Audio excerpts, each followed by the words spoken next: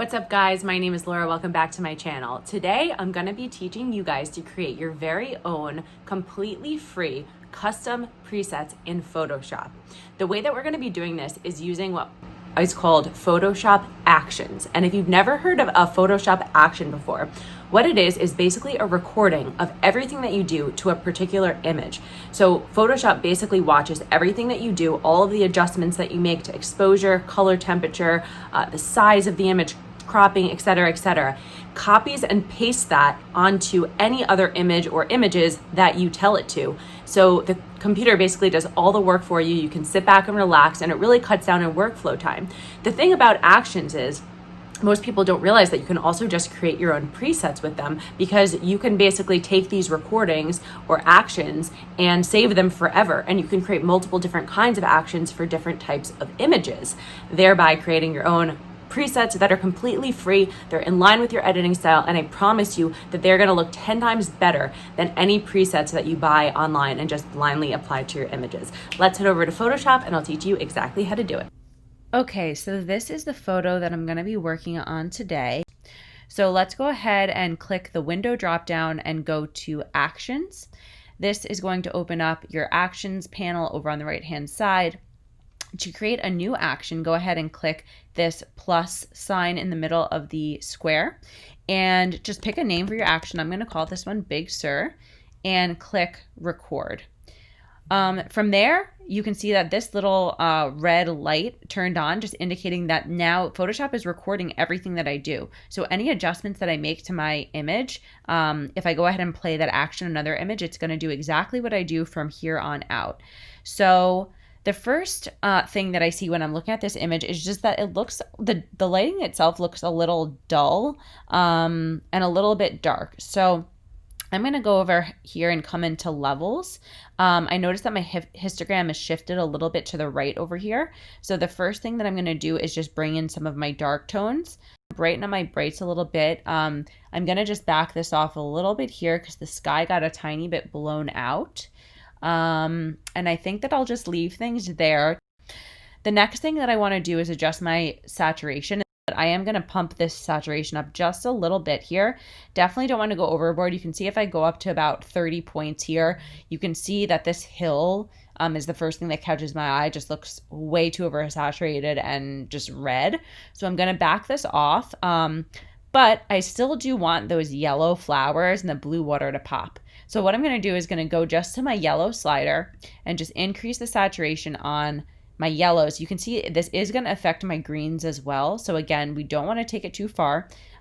Just going to bring this up to about here. And then let's also work in the ocean. I definitely want the ocean to pop, especially because blue is across the color wheel from yellow. It's going to help those flowers just pop even more and look more vibrant. So let's I think we can bring this up a decent amount to about right here. Maybe some of the blues as well. If you just slide your bar up initially like really high, this is just going to show you where exactly your blues are. I'm actually not going to increase this one because I think it's affecting the fog more than it is the water and making it look very purple. So I'm just actually going to leave that one down. And that's looking a lot better. Let's just go ahead and increase some of our contrast as well. You can see on the bottom where the flowers are, the contrast is pretty good, but I think that we could use some improvement on the shoreline particularly. So let's go ahead and increase that a bit. And this is looking a lot better. So this is what the original image looked like. And now this is with our adjustments. And I think that's looking a world better. So I'm going to go ahead and go back to my actions panel and just click this stop button. And as you can see, everything that I did, all of the adjustment layers that I put on top of my original photo have all been recorded and are all right here.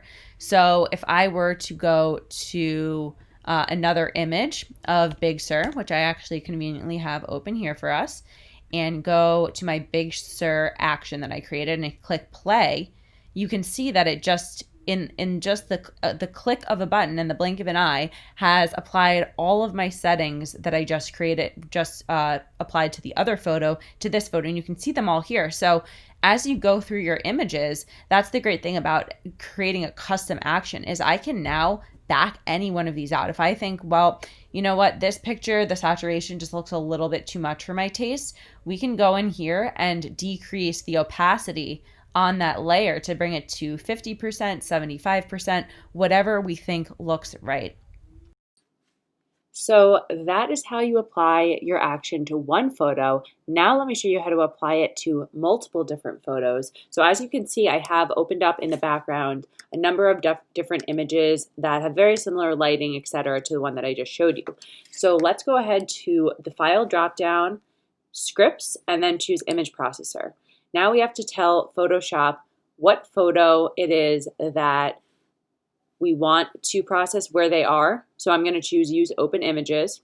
You can also select a folder that contains all the images. Select the location that you want them saved to. I'm going to save them to, I'm just going to go ahead and select a folder. I usually just make a folder on my desktop with the same name as whatever I'm doing. So we'll go ahead and select Big Sur and click Open. The file type that you would like, I'm doing JPEG quality. I always choose 12. You can resize them to fit a certain number of pixels, save as additional image types such as PSD or TIFF, and then go ahead and make sure that Run Action is selected. Go down to Default Actions and then choose the name of the action that you just created. Go ahead and click Run and watch as Photoshop does literally all the work for you.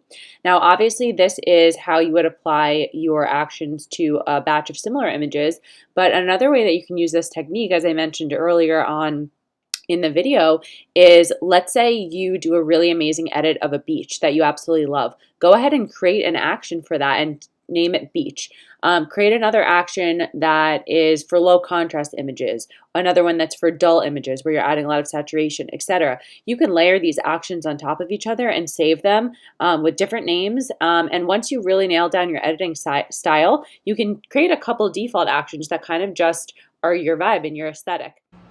Guys, I hope that you enjoyed this tutorial on Photoshop actions. If you are not already, please subscribe to my channel, like this video if you enjoy my content, and I'll see you guys on the next one.